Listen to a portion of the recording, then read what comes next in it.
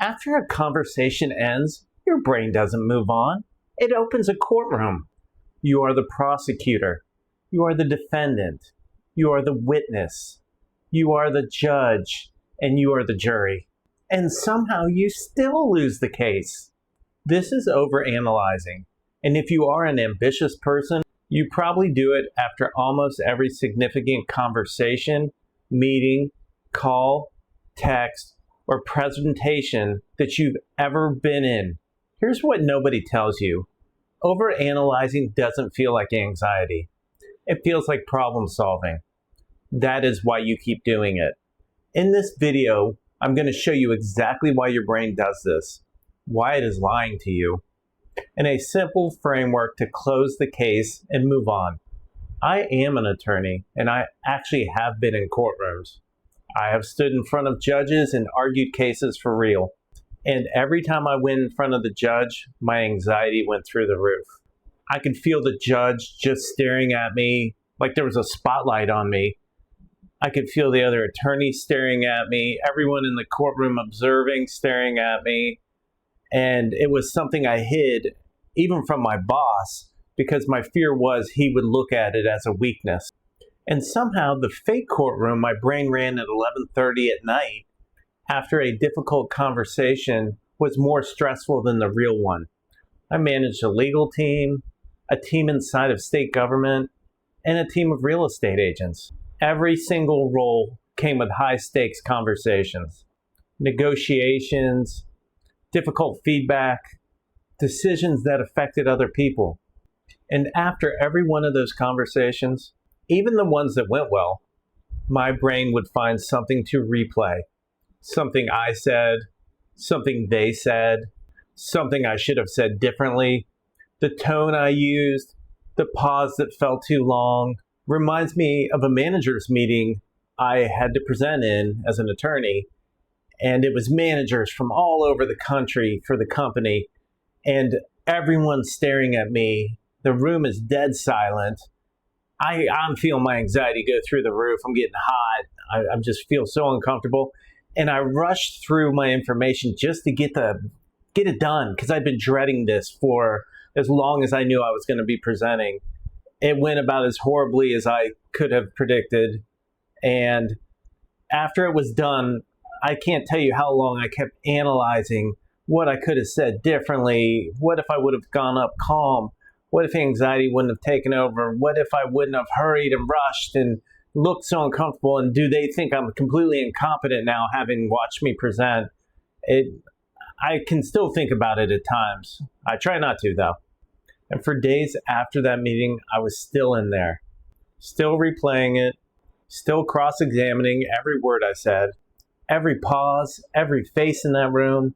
But here's what I know now. That was not preparation. That was not self-improvement. That was anxiety holding me in a courtroom for a conversation that was already over with a verdict that was never coming. Here's why overanalyzing is so hard to stop. It feels useful.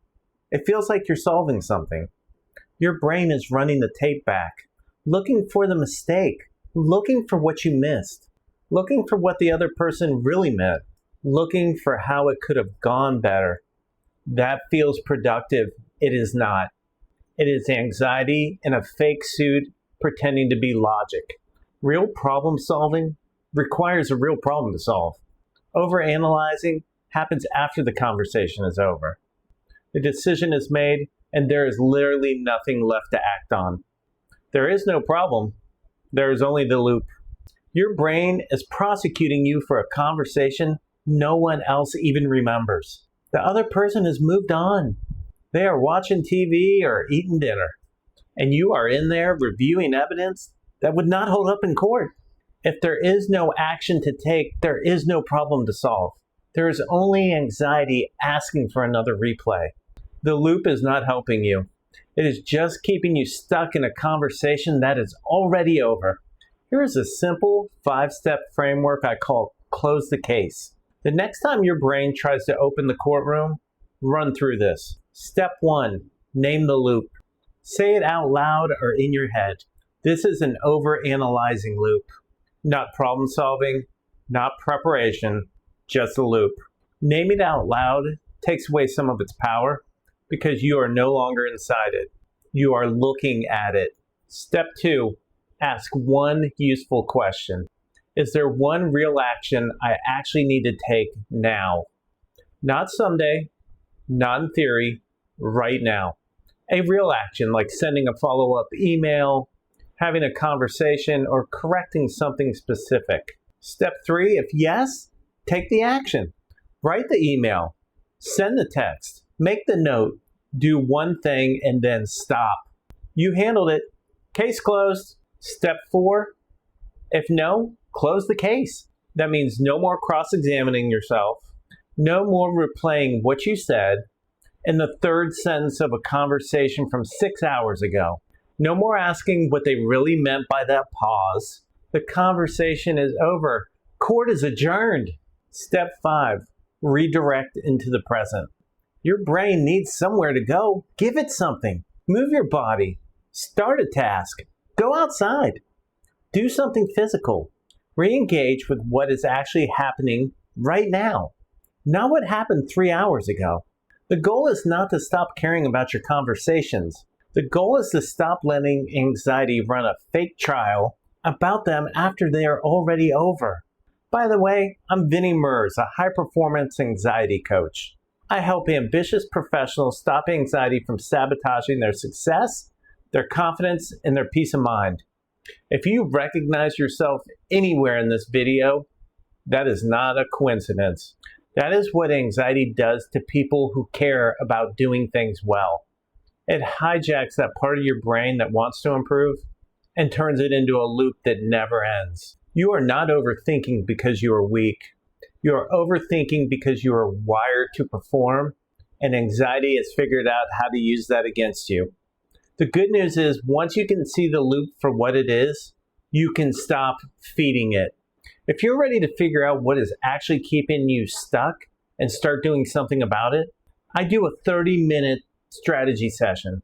It is a clarity and fit conversation. We identify what is keeping you stuck, what your goals actually are, and whether my coaching process is the right fit for you. No pressure, no fluff.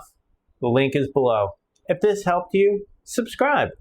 I post every Tuesday and Friday with practical tools to help you take control back.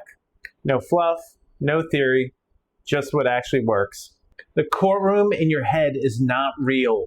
It is time to stop showing up for the trial.